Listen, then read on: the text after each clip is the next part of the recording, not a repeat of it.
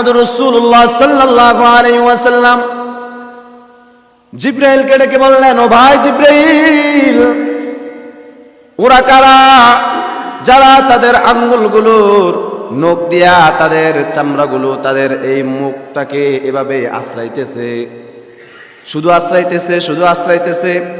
ওই লোকগুলো কারা? এই লোকগুলো তো আমি চিনতে পারলাম না। আল্লাহর নবী মুহাম্মদ রাসূলুল্লাহ সাল্লাল্লাহু আলাইহি ওয়াসাল্লামের এই প্রশ্নের উত্তরে জিবরাইল বললেন, ইয়া রাসূলুল্লাহ, ইয়া হাবিবাল্লাহ, তারা হলো ওই সকল আপনার উম্মতেরা যারা দুনিয়ার জমিনে মানুষের গীবত করেছে, মানুষের শিকায়াত করেছে, মানুষের পরনিন্দা করেছে, পরের ঘরে কি হয়েছে এগুলা নিয়ে দোকানপাটের সমালোচনা করেছে।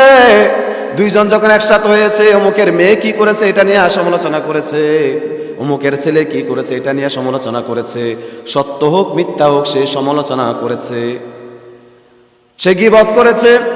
আল গীবাতু আসাদ্দু মিনাল কাতাল, গীবত হচ্ছে একজন মানুষকে জবাই করলে যেই গুনাহ হবে, জবাই করলে যেই গুনাহ হবে ওই সমপরিমাণ গুনাহ যে গীবত করবে তার আমলনামার মধ্যে আল্লাহ তাআলা লিপিবদ্ধ করে দিবেন। নাউজুবিল্লাহ। জিনা থেকেও আরো মারাত্মক গীবত।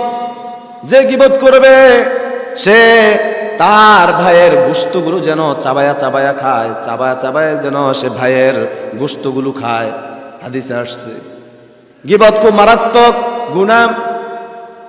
যারা গীবত করবে আল্লাহ রাব্বুল আলামিন তাদেরকে এমন শাস্তি দিবেন, তাদের নখগুলোকে তামার নখ বানায়া অনেক লম্বা নখ বানাই ফেলবেন। বানানোর পরে তারা তাদের চেহারাটাকে এভাবে আশ্রাইবে, শুধু আশ্রাইবে। আমরা তো দোকানপাটে বসলে শুধু গীবত করি, দোকানপাটে কোনো ভালো কথা হয় না, ভালো কথা যদি হয় 1%, 99% হয় খারাপ কথা, ঠিক কিনা বলেন? কারণ রাসূলুল্লাহ সাল্লাল্লাহু আলাইহি ওয়াসাল্লাম বলেছেন, দুনিয়ার মধ্যে সবচেয়ে ভালো জায়গা হলো মসজিদ, দুনিয়ার মধ্যে সবচেয়ে আনন্দের জায়গা হলো মসজিদ, দুনিয়ার মধ্যে সবচেয়ে উত্তম জায়গা হলো মসজিদ, আর দুনিয়ার মধ্যে সবচেয়ে খারাপ জায়গা হলো বাজার। কি বলেন? কোনটা? বাজার। দুনিয়ার মধ্যে সবচেয়ে খারাপ জায়গা হলো বাজার।